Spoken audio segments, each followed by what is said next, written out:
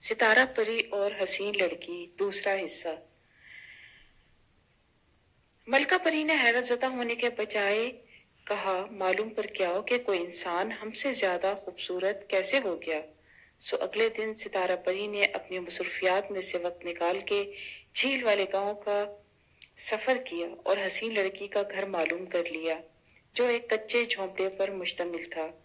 پھر ایک دن ستارہ پری نے خاص طور پر جھیل والے گاؤں میں تمام دن گزارنے کا فیصلہ کیا اور اذان سے پہلے گاؤں پہنچی اور ایک بہت اونچے درخت کا انتخاب کیا جس کی سب سے اونچی اور گھنی شاخ پر اس نے قیام کیا، جہاں وہ تمام دن بیٹھ کر گاؤں کے تمام لوگوں اور بطور خاص اس حسین لڑکی پر نظر رکھ سکے۔ فجر کی اذان ہوئی تو اس حسین لڑکی کا جھونپڑا دیے کی مدھم روشنی سے روشن ہو رہا تھا۔ جھونپڑے کی چھوٹی سی کھڑکی سے پری نے دیکھا کہ حسین لڑکی نے سب سے پہلے نماز ادا کی، پھر تلاوت قرآن پاک کی، پھر کچھ دیر تسبیح کی۔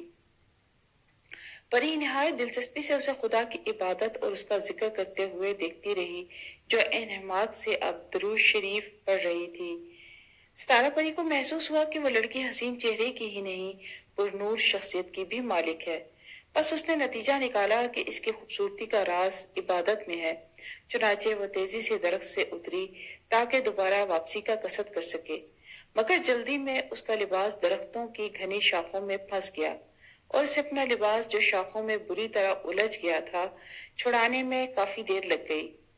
آخر وہ اپنا لباس چھڑانے میں کامیاب ہو گئی اور تھک گئی، پھر آرام کرنے کے بعد واپس کوکاف چلی گئی۔ پھر ملکہ پری کو صبح کا تمام احوال سنایا۔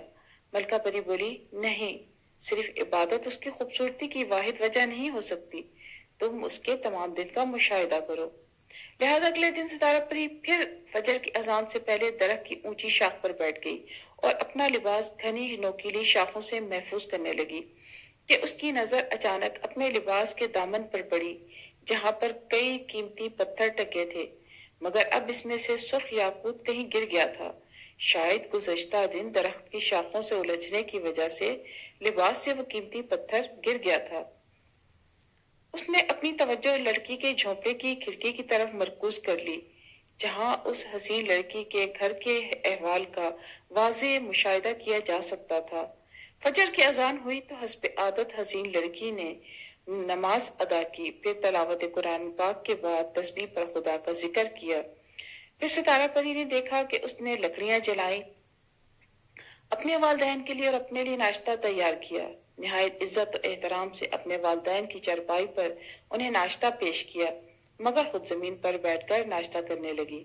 پری کو یہ دیکھنے کے لیے درخت سے تھوڑا نیچے اترنا پڑا کہ آخر وہ ناشتے میں کیا کھاتی ہے جو اس کی خوبصورتی میں معاون ہے، مگر وہ یہ دیکھ کر حیران رہ گئی کہ اس نے اپنے بوڑھے والدین کو تو دودھ اور روٹی کھانے کے لیے دی اور خود صرف بسم اللہ پڑھ کر روٹی کھانے لگی۔ ناشتے کے بعد اسی حسین لڑکی نے اپنے مختصر اور سادہ سے جھونپڑے کی صفائی کی، جھاڑو لگایا، اپنا اور اپنے والدین کا بستر جھاڑ کے دوبارہ سلیقے سے بچھایا اور جھاڑ پونچھ کے بعد ناشتے کے برتن دھونے کے لیے اکٹھے کیے اور جھونپڑے میں موجود ذخیرہ کیے ہوئے پانی سے برتن دھوئے۔ تیسرا اور آخری حصہ بعد میں۔ شکریہ۔